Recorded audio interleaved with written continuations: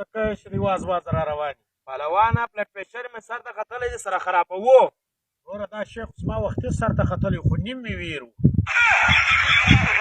پهلوان په دا چاینیز زبان کې دي تورې لیکلی دا جسا به سر نه به خلاصېږي یاره ته وداسې یې ووایم اغا جانه دا لیکلي دي وایي ما دي چې شوګر والا نه خوري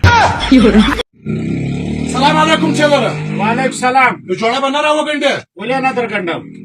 100 روپۍ به راسه واخلې 1600 روپۍ مه کوه د خدای ظالمه څه شر راسره وکړه غریب یم وروره دا د کلي حالات دی جنریټران دي بجلي نسته وروره بس ټیک دی وروره دا جوړه راوګنډه 800 روپۍ به وز درکړم 800 به د اختره بعد درکړم اته ته یې وکړه کمیس بې وز درکړم پرتوګ بې د اختره بعد درکړم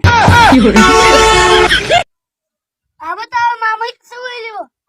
ما خې څه نه دي ورته ویل ما خالد ورته ویل ما زه دویم واده کوم دې راته ویل ورسه ویې کړه ولې څه ویل ما ته کېده دې ویلې بیا هم څه ویل اشرف مور ته ویل پنځه په سوه ده دا جانانه اوس مې دا د منان ټانکې ور خلاص کېداره دی سلام علیکم ډاکټر صاحب وعلیکم سلام جانانه و د مریض راغلی بیا به ټلیفون سره وکړو ته ټانکې لګې و مې د ټانکو ډګري حاصل کړی دا چوټ مې دا ځای څیرې ده دې ته به ټانکې ور ولګې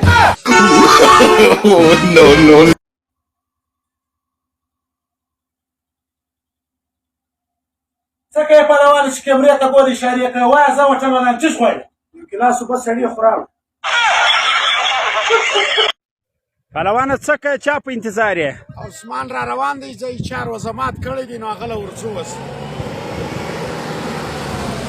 پهلوانه موږ د عثمان د واده بوکینګ راخسته په بله کې راسه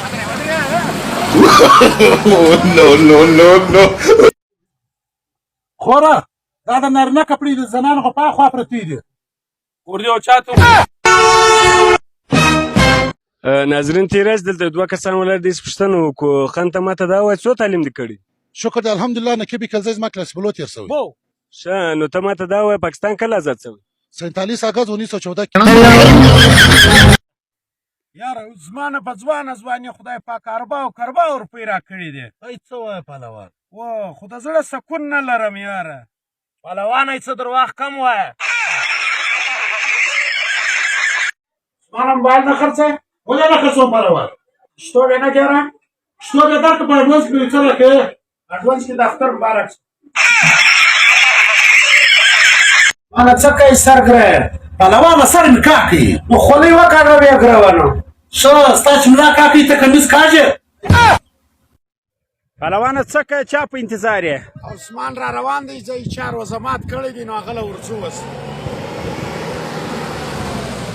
پهلوانه موږ د عثمان د واده بوکینګ راخسته په بله کې راسه